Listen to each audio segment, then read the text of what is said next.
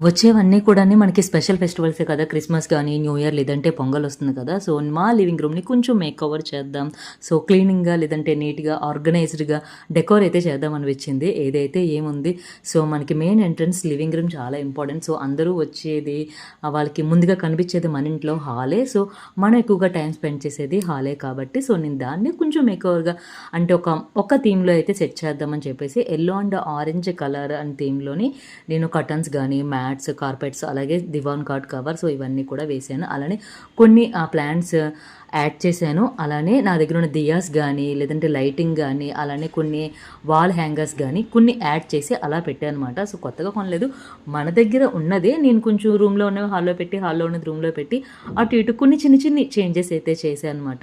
ఒక new look మా living రూమ్‌కి తీసుకురావడానికి.